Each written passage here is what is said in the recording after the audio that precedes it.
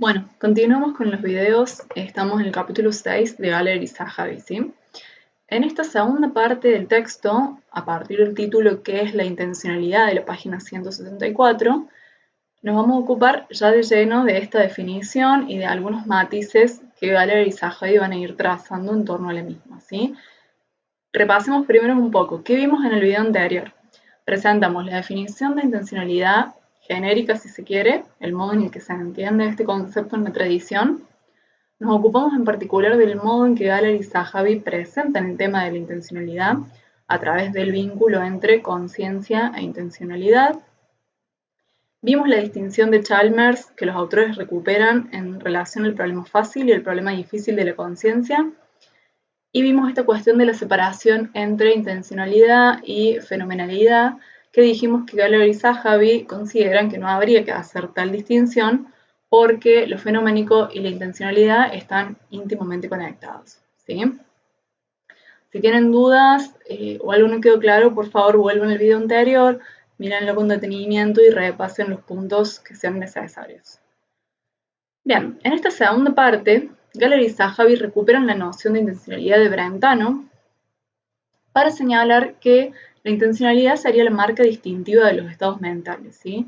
Ya que los estados físicos no exhibirían esta propiedad. Ahora bien, para Brentano, intencionalidad era esto que decíamos de apuntar más allá, dirigirse hacia, o en latín, intendere, ¿sí? Apuntar a una dirección particular, como si fuera un blanco hacia una flecha, ¿sí? Siempre hacia algo. Entonces, como vimos en el video pasado, la intencionalidad tiene que ver con, la intencionalidad de la conciencia, tiene que ver con el hecho de que siempre que somos conscientes de algo, cuando percibimos, juzgamos, pensamos o sentimos algo, ese estado mental siempre es sobre algo, ¿sí? Bien, la tesis de Brentano ha sido muy influyente, pero lo que acá Valery y Zahavi van a señalar es que les parece que es una tesis problemática a nivel ontológico, ¿sí? Respecto al tipo de cosas que presupone que existen, ¿sí? ¿Por qué? Galler y Zahavi dicen esto porque esta tesis parece presuponer que existen objetos que están solamente en la mente, ¿sí? Objetos mentales. Y en ese sentido creen que la intencionalidad es algo que no se puede reducir, que es irreductible, porque tendría esta cualidad de ser un tipo de entidad mental distinta de lo físico, ¿no? Bueno, ya vimos cuando vimos las unidades anteriores al comienzo de la materia, la cuestión del dualismo, etcétera, cómo estas tesis son problemáticas, ¿no?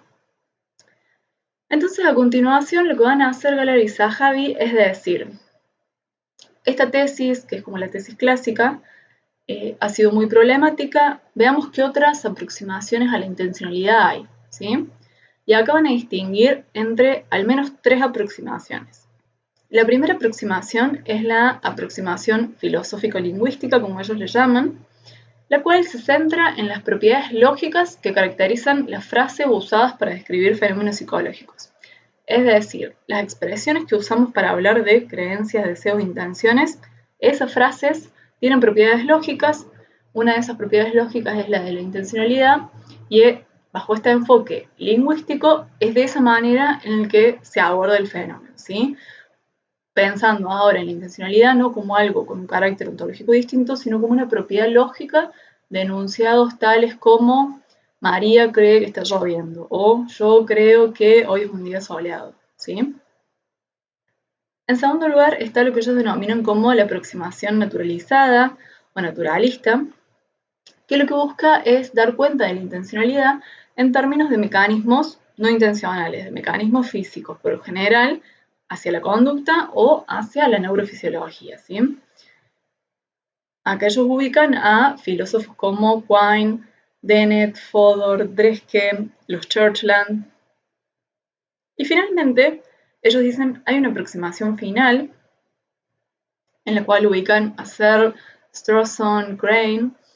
Y dicen, esta aproximación final considera que es necesario incluir la perspectiva de la primera persona, esto que habíamos visto de la perspectiva del propio agente, perspectiva subjetiva, para hacer una descripción que sea bien cuidadosa de las estructuras de la intencionalidad, ¿sí?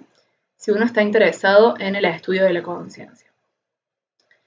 en relación a estas tres aproximaciones alternativas para dar cuenta de la intencionalidad, Galler y Zahavi se van a ubicar en esta última, en particular en el marco, como habíamos dicho, de la perspectiva fenomenológica, ¿sí? Se van a interesar entonces en la intencionalidad como un elemento clave de la conciencia y desde el punto de vista de la primera persona, ¿sí? Ahora bien, a continuación, en el apartado titulado Semejanza, Causalidad y Representación Mental, hago esta aclaración para que no se mareen un poco porque la estructura del texto es un poco enredada y les puede resultar confuso. En este apartado van a considerar ahora alternativas que no son la de ellos, ¿sí? No son la alternativa fenomenológica que ellos proponen. Van a hacer esto para descartarlas y después sí pasar a la alternativa que ellos defienden, ¿sí? Para empezar a ver estas alternativas, que básicamente las que presentan brevemente son dos, semejanza y causalidad, lo hacen a partir del término de representación mental, ¿sí? En filosofía de la mente y en ciencias cognitivas se habla mucho de las representaciones mentales, entonces toman este concepto como un punto de partida para articular estas dos perspectivas que van a mostrar.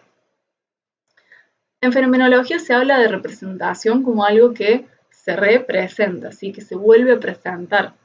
Es un contacto siempre mediado, es decir, no directo, ¿sí? Respecto a aquello que es representado. Pensemos un ejemplo. Si voy hoy a una fiesta, por ejemplo, con amigos y lo paso muy bien, la semana que viene podría volver a ponerme en contacto, si se quiere, con eso, con esa situación, con esa experiencia, evocándolo mediante un recuerdo, donde traería a mi mente elementos que ya no están presentes, ¿sí? Por ejemplo, qué música había, cómo era el lugar, con quiénes estaba, etc., ¿sí? Me vuelvo a poner en contacto con una situación que ya no está presente. La represento, ¿sí? En este ejemplo, bajo la forma de un recuerdo, ¿sí? Otro ejemplo es cuando vemos una foto, ¿sí? No es lo mismo ver una foto, por ejemplo, de la Torre Eiffel, dicen ellos, que estar en París viendo la Torre Eiffel, ¿no? Hay una diferencia, en un caso lo estoy viendo directamente y en el otro caso es una representación que muestra de un modo no directo ese objeto que es la Torre Eiffel, ¿sí? Ahora bien, dentro de las aproximaciones no fenomenológicas, como decíamos, o que ellos ponen como equivalentes aproximaciones no fenomenológicas a aproximaciones reduccionistas, ¿sí? En este caso están hablando de lo mismo, o aproximaciones naturalistas también. Hay dos propuestas, como les decía recién. Por un lado, intentar explicar la intencionalidad en términos de semejanza, en particular las representaciones mentales con intencionalidad en términos de semejanza, y por otro lado, intentar explicar esto en términos de causalidad. Vamos a ver brevemente qué dice cada una y por qué Galler y Zahavi las descartan, ¿sí? En cuanto a la semejanza, se dice que uno podría pensar que algo representa otra cosa porque se le parece. Por ejemplo, decíamos recién la Torre Eiffel y la foto de la Torre Eiffel, ¿sí? Se parecen. O, por ejemplo, la representación de un espejo. Si yo me miro a un espejo, esa imagen que aparece en el espejo se parece a mí. Ese es un modo de pensar cómo pueden ser las representaciones, en este caso mentales, pero podrían ser representaciones como una foto, ¿no? Hay una analogía, una semejanza, un parecido, ¿sí? En estos casos funciona. Pero, ¿qué dicen Galler y Zahavi? Esto no funciona siempre porque, por ejemplo, las palabras representan situaciones del mundo sin que se parezcan a lo que representan, ¿sí? Pensemos, por ejemplo, en la palabra almohada, ¿no? Uno escribe la palabra, tenemos la palabra, ni siquiera hace falta que uno la escriba, puede ser una palabra evocada, y pensemos en el objeto, almohada. No se parecen en nada, ¿sí? No tienen propiedades físicas compartidas. Entonces, el lenguaje no representa al mundo de esa manera, ¿sí? O si yo digo hoy está soleado, esa oración no se parece al hecho del mundo de que es un día soleado, ¿sí? Entonces, ¿qué nos muestra esto? Que una cosa se parezca a la otra no es suficiente para que sea una representación, pero tampoco es necesario, porque podría haber, por ejemplo, palabras que representen a estados del mundo sin parecerse en absoluto, ¿sí? Y es así como descartan esta opción. Por otro lado, tenemos la opción de explicarlo mediante la causalidad, dijimos. Pensemos, por ejemplo, cómo el humo representa el fuego, ¿sí? Hay algo que naturalmente relaciona al humo y el fuego, ¿sí? Hay una relación causal, porque siempre que vemos humo, sabemos que hubo fuego. Esta podría ser una vía para explicar las representaciones, dicen Galler y Zahavi, pero la descartan porque creen que en el caso de la mente esto es más complicado y no funciona como en estos ejemplos como el del humo, que es el caso de la naturaleza, ¿no? Ellos dicen, bueno, pensemos otros ejemplos. Por ejemplo, ¿qué pasa si pienso en un unicornio? O en algo abstracto como un principio lógico, por ejemplo, modus ponens y modus tollens, algo que habíamos visto al comienzo de la materia. Esos objetos no existen, ¿sí? O existen en un sentido diferente. Entonces, o el unicornio directamente no existe de ninguna manera. ¿Cómo podría eso tener una relación causal? Del mismo modo que hablábamos del humo y del fuego, si son cosas que no existen, ¿sí? No podemos atribuirle causalidad a entes no existentes, ¿sí? Entonces, Galler y Zahavi dicen, esto es un problema para la teoría causal y la descartan. Les hago una aclaración, pero solamente al margen para que ustedes lo tengan en cuenta. Hay mucho debate al respecto de cómo explicar las representaciones mentales, hay más variantes que estas que presentan Galler y Zahavi. No es un tema cerrado, no es tan fácil descartar estos argumentos como ellos lo están haciendo en el texto. Así que bueno, léanlo con esa lupa, ¿sí? Con eso en mente, de que bueno, están haciendo una reconstrucción para en realidad luego pasar a presentar su postura y que parezca más convincente, ¿no? Pasamos ahora al apartado, si no me equivoco, titulado La teoría positiva, que es donde pasan a explicar su posición.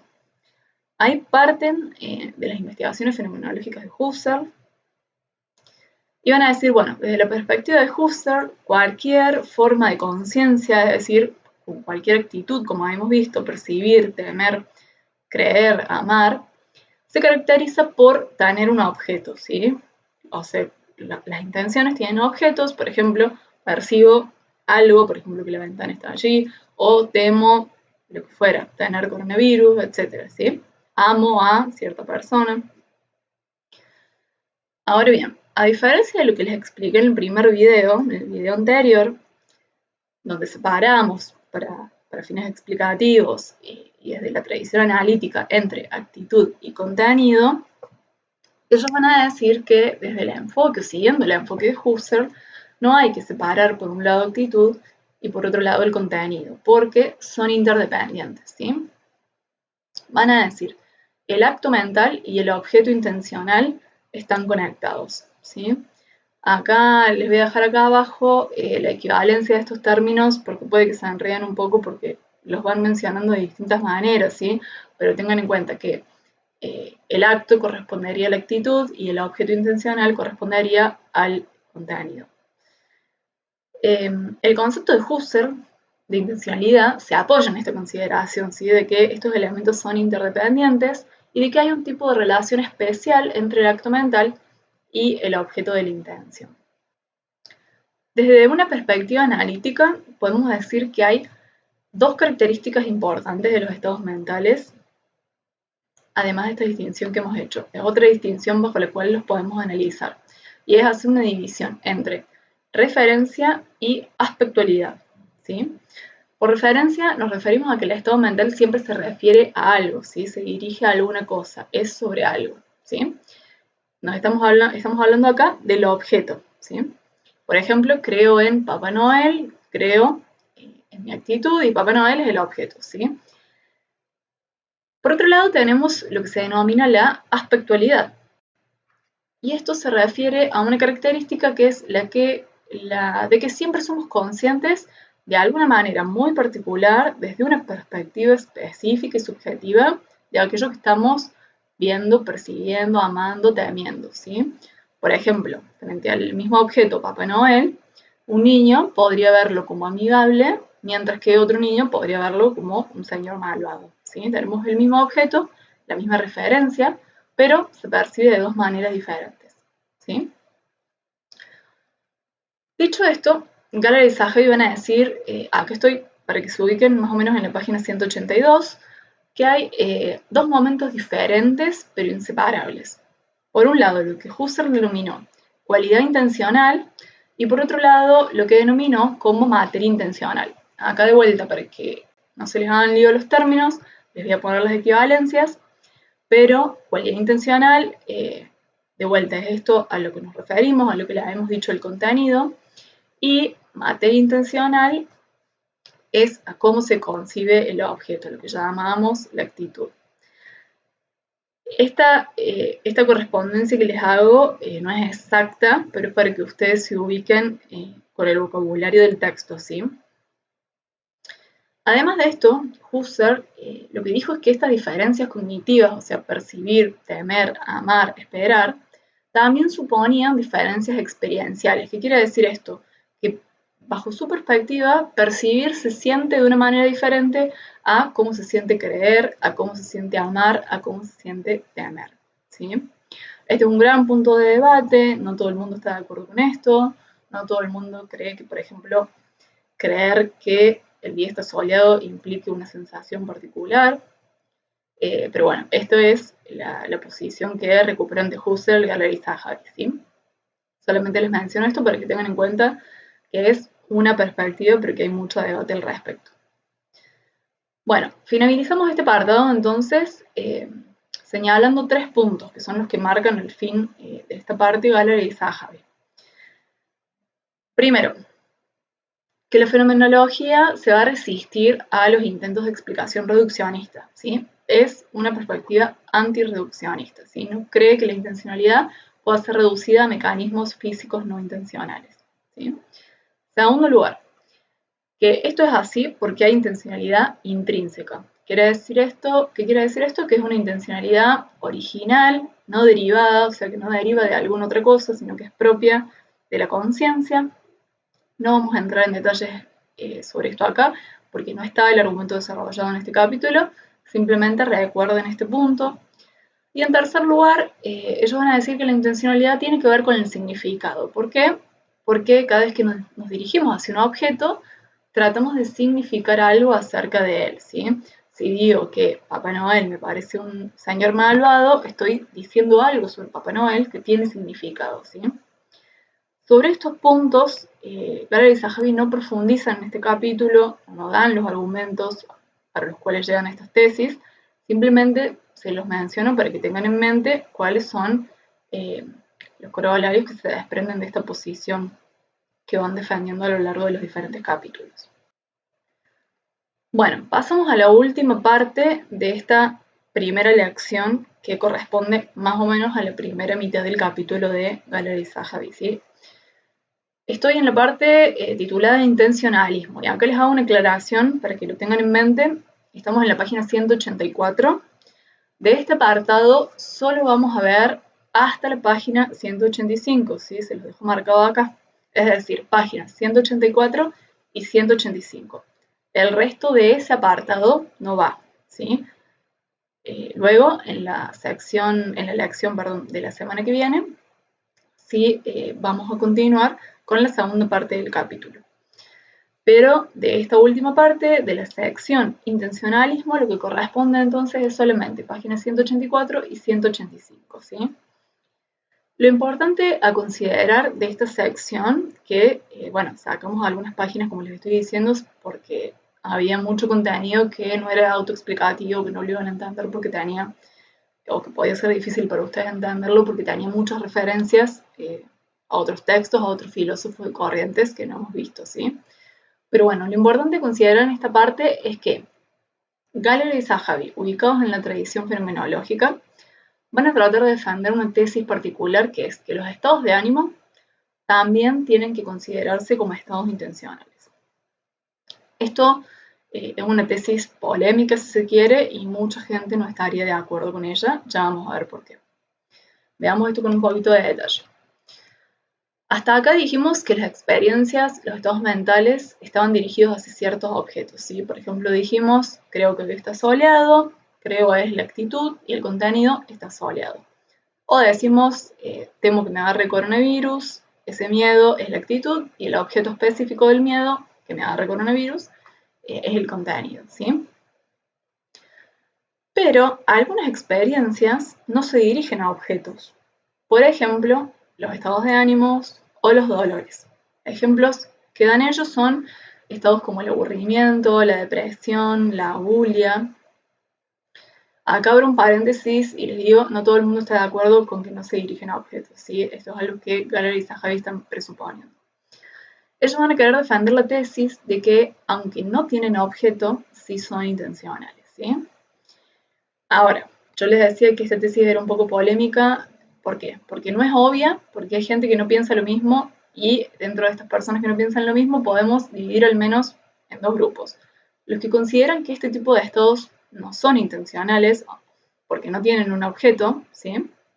Es decir, coinciden con Gallery y Zahavi en que son estados sin objeto, o sea que no se dirigen hacia nada, pero concluyen que como no tienen objetos, no son intencionales. ¿Qué quiere decir esto? ¿Cuál es la premisa escondida acá? Que para que un estado mental se considere intencional, tiene sí o sí que dirigirse hacia un objeto. Como no lo tienen, no serían estados intencionales, ¿sí? El segundo grupo, que no estaría de acuerdo con la tesis de Gallery y Zahavi, estaría dado por aquellos que piensan que estas experiencias, los estados de ánimos, sí tienen un objeto. Por ejemplo, si tengo nostalgia, la nostalgia no es hacia nada, sino, por ejemplo, hacia un evento que ya pasó, ¿sí? Acá también hay mucho debate respecto de cómo defender la tesis de que este tipo de estados mentales tienen o no objeto. Pero lo único que queremos que quede en claro de esta sección es la tesis que Gallery y Zahavi están defendiendo, que, lo repito de vuelta por las dudas, sería que los estados de ánimos también tienen que considerarse como estados intencionales, no solamente las creencias, deseos, intenciones, ¿sí? Bien, llegamos hasta acá con la primera parte entonces del capítulo 6 de Gallery y Zahavi sobre intencionalidad. Vamos a continuar la semana que viene con la otra lección, con la segunda parte del capítulo. Por favor, repasen, mírenlo con detalle, pongan pausa si es necesario, vuelvan atrás y si tienen alguna duda, nos escriban, ¿sí? El capítulo tiene muchos conceptos, la estructura quizás es un poco ordenada, es una perspectiva, esto se los aclaro, ¿no? Es una perspectiva particular, la perspectiva fenomenológica, no todo el mundo tiene que estar de acuerdo con esta perspectiva, es una dentro de muchas otras, pero bueno, la idea es simplemente que sepan que esta perspectiva existe y cuáles son las tesis fundamentales que defienden los autores.